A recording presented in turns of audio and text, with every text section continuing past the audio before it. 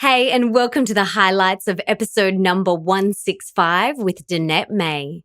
Some of my favorite parts of this episode were when she shares her powerful 3 pillars for health and happiness, why forgiveness is so important and how to truly forgive to free yourself, plus how to call in more inspiring people and a soulmate into your life.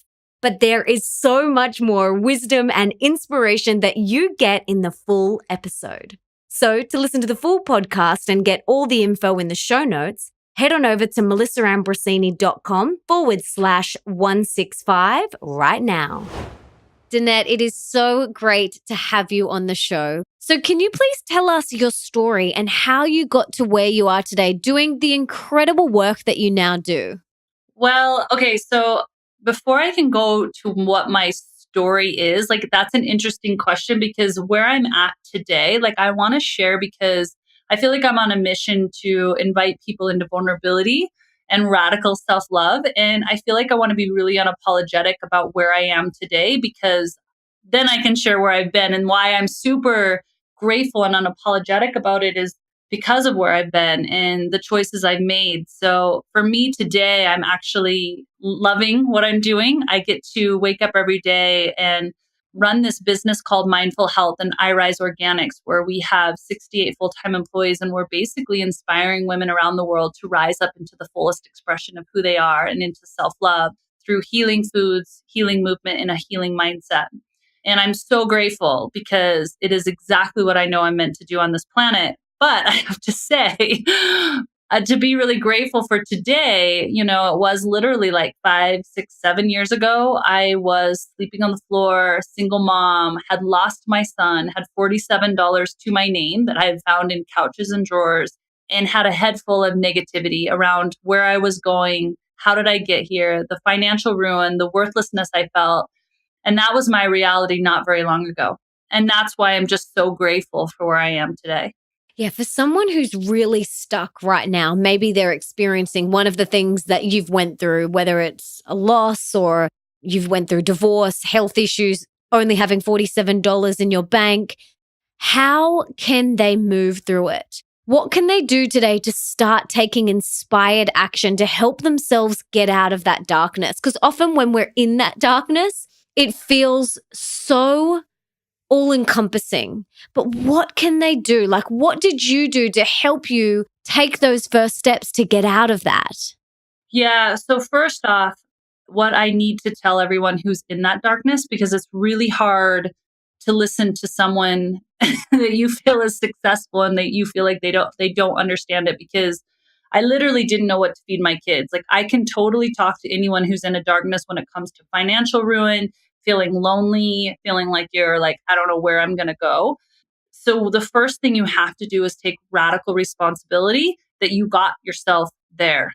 And that sounds really harsh because, a lot of people could have said, oh, it was your ex that got you there. It was XYZ that got you there. And you might be feeling the same thing, but it wasn't until, and I'm going to be a little harsh with people because I really want you on the other side of this, is that unless I took radical responsibility that I got myself there, I wouldn't be able to make the decisions to get myself out.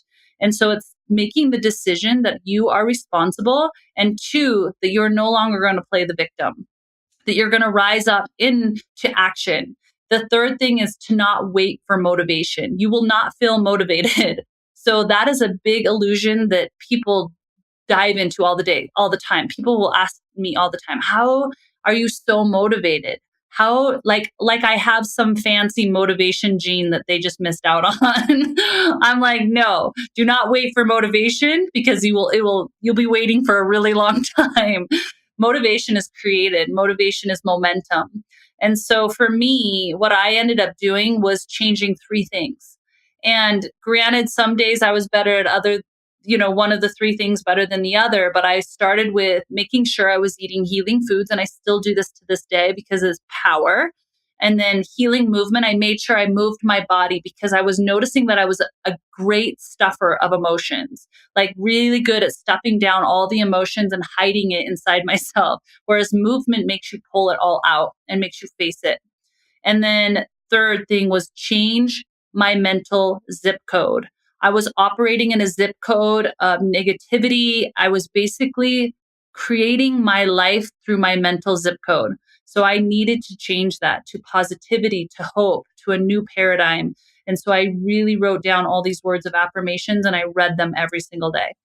So, for someone who's like, okay, I want to implement these three pillars for health and happiness: healing foods, healing movement, healing mindset, where do I start? Let's start with healing foods. Like, what is the first thing that people can do? Okay, so I want to make it really, really simple because as a society, we like to complicate it, which Yeah. also gives us an excuse not to do it because it just becomes too complicated. So I want to give you one thing you can do a day and just focus on that. And that is like what I did this morning, like something living. So every day, just make a conscious decision that I'm going to eat something living. So for me, what I do, which is so simple, like I every morning before I go and stumble my way to the coffee maker, I make myself warm lemon water. Now, we know on a scientific level, this balances your pH levels, it balances your hormones, therefore giving you more energy. But also on a psychological level, it gives you this like, I know I'm going to honor myself mentality. So that's one thing I do every day. And that's so simple. Everyone can do that. Just warm, half squeeze of fresh lemon into warm water. Voila, you're good to go. The other thing I do is just making sure I get something green. So I choose green because green is like that life force. So if you look out at trees, they're green.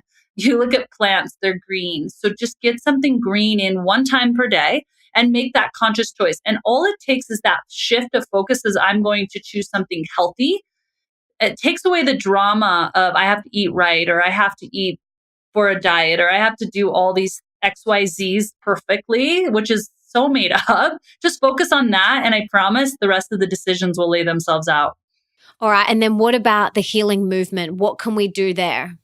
Okay, the healing movement. So once again, we tend to believe the different rules that society places out there, like every gym you go to, if you go around the world, there's hour workout classes. So somewhere in our psychological being, we think that an hour is the magic number for a good workout. That is such a lie. We know that you can get even a better workout in 10 minutes, all depending on what you do and your intention. So, and also there's no right or wrong way to work out, whatever floats your boat. So go out and hike, swim, dance, Zumba, whatever the thing is, like go experiment. And if it lights you up and you get done and you go, man, that felt good. That's your mode. That's your invitation to do that movement. Tell us about self love for you and your self love journey and how we cultivate more self love. Like, how do we do it?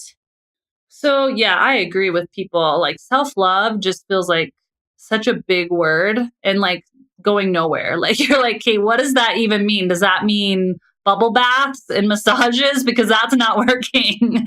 So, I want to like really let people know I get it. Like, I understand it's way more than bubble baths and massages. That's all part of it, but it's not the end all be all.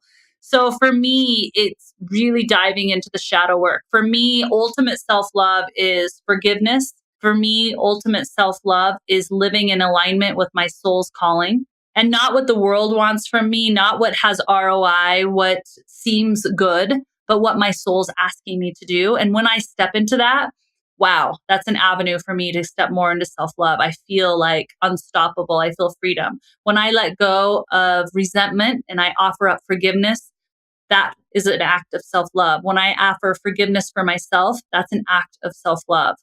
When I look at others and I'm judging, and when I say the word judgment, it's like that visceral feeling of like, that is so annoying. Why is that person doing that? Or why is that happening in the world? When you feel a visceral feeling inside your being of judgment, really looking at that, because that is also your invitation to more self love. You can start to look at, why am I triggered by that for one? And where in my life there's a possibility I could be acting as in the same behavior. And as you do that, that's an act of self love. And I find judgment is a direct conduit to more self love. I find that vulnerability is also a direct conduit to more self love. The more vulnerable I'm willing to get, I have vulnerability hangover all the time. Me too. And I recognize that every time I do it and I step into it and I deal with the vulnerability hangover, it's just one step closer down the road to more self-love. And so I'm just giving you examples because it's such a grandiose idea. And there's so many avenues to step into more self-love, right? Turning off everything and just being in your own stillness, getting out in nature. All of those are forms of really deep self-love work.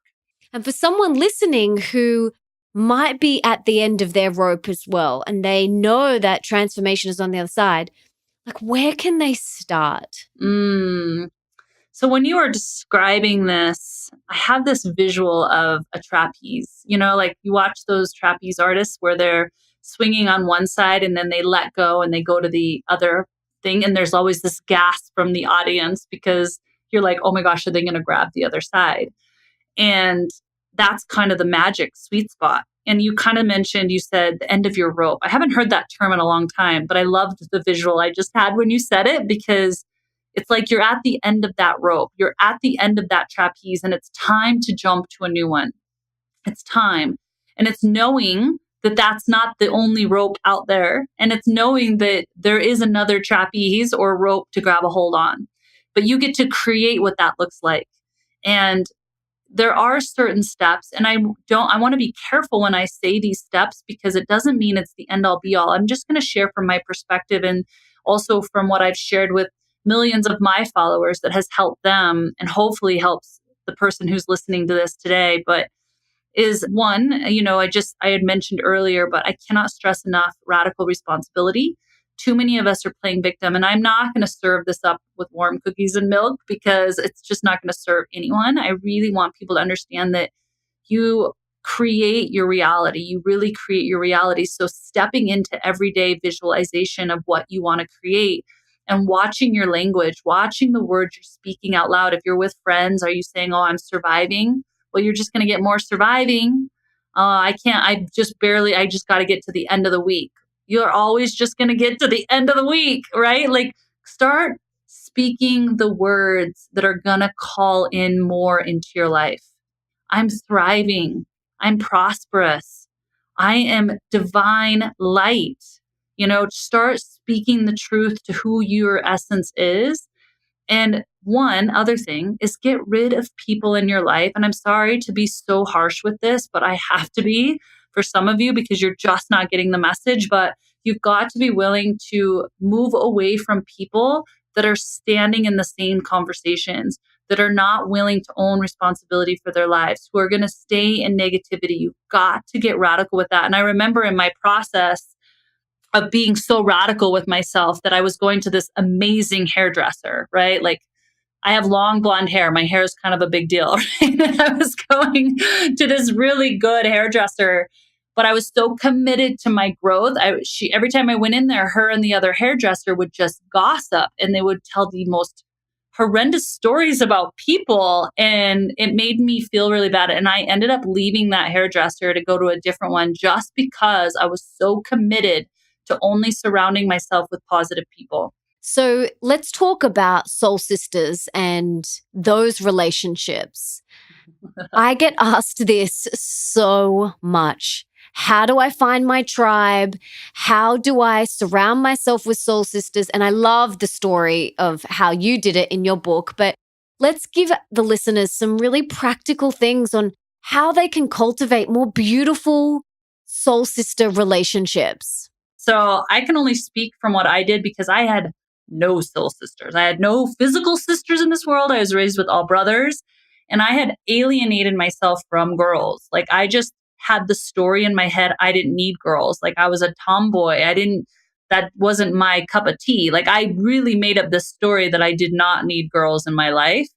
And I was reading in Jack Canfield's Success Principles where he was talking about the power of community, a power of mastermind. And also just if you wanted a balanced life, you do need that community. And I realized I'm starting to acquire a lot of things, but I don't have like sisters. Like I don't have friends really. Like if I needed something, I don't really have anyone to call. And that was like unsettling to me. I was like, wow, I get to recreate that. So I started visualizing. And here's what I do know, you guys, is like when you start to visualize, and it's not like you're visualizing a certain person, but you're visualizing what you're trying to create as if it's happening. you will receive information. You will get hits of inspiration about what, like, for example, I'm visualizing this is what I want. I want sisters. This is how I want it to look. This is how I want it to feel. And so if you're visualizing, that right person will say yes, and just honor the names that come up in your mind.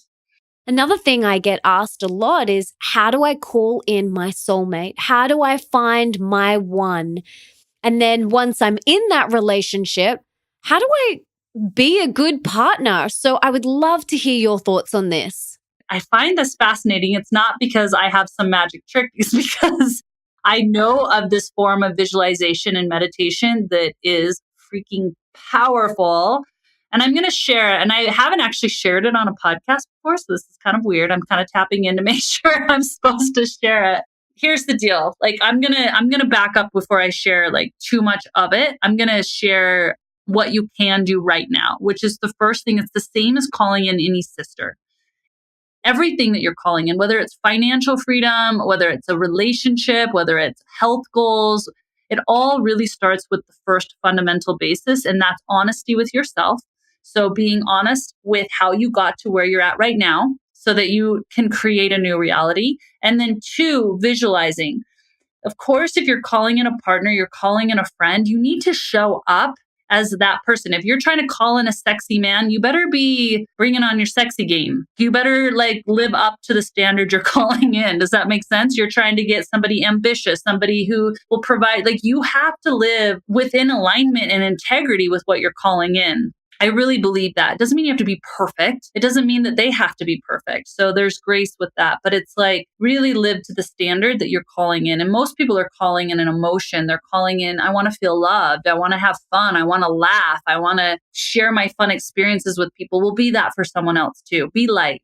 Be fun. Like, don't be so heavy. Anyway, so that's the first thing. And then visualize. So I cannot stress enough the power of visualization, you guys. I think it gets used a lot, but holy bananas, it's what's created my whole life, the life I get to live today anyway. And so I really recommend just visualizing, and then I'm going to share with you how you call it in. So first you have to visualize. First you have to sit in visualization every day, and it doesn't have to be long. Like, it can be literally 3 minutes. 3 minutes, that's all it takes. Just sit there and like take your mind to the space between your 2 eyes and really visualize, like, what is that person doing? What are you guys doing together? How do they make you feel when you're in their presence? And really like see it and feel it for 3 minutes. Like, if you want to go longer because it's so freaking juicy, go longer, but just see that every day and feel that every day. And then what comes from that is, once again, you might get a hit of someone's name, or you might get asked to do something with somebody. You don't necessarily think it's something for connection, but you're asked to go meet with somebody, or you're asked to do a business meeting with someone. Like, take those offers, because you never know, because the universe is lining up everything based off your visualization. So being really aware of that. So then the other thing I did is called japa meditation. Now, this is from Wayne Dyer. I learned it from Wayne Dyer, and I've called in a lot of things through this meditation. And that is basically using this ah sound. So for those of you who have monkey mind, like I do, like sometimes it's hard for me to like get out of my own thoughts when I'm meditating. This is really powerful because that sound is so loud that it kind of drowns out your thoughts, because all you can hear is sound, right? Your whole brain fills up with this sound, but it's the sound of ah. So it's like loud ah sound until you can't say the ah sound anymore. Then you take a deep breath and then repeat it. So I'm going to do it for you guys because I'm going to be vulnerable, but it's like this like coming from your throat. But as you do this, you're visualizing exactly what you're calling in, almost as if your sound is grabbing it and pulling it down into your throat, down into your heart, down into your being. And you can do this for 10 minutes. You can do this for 15 minutes. I know Wayne Dyer recommended 20 minutes. I didn't always hit 20 minutes. And granted, this will make you feel vulnerable because I have done this in many places and I usually get made fun of. People are like, what the heck are you doing? But it's so powerful. Like, it's so, so powerful.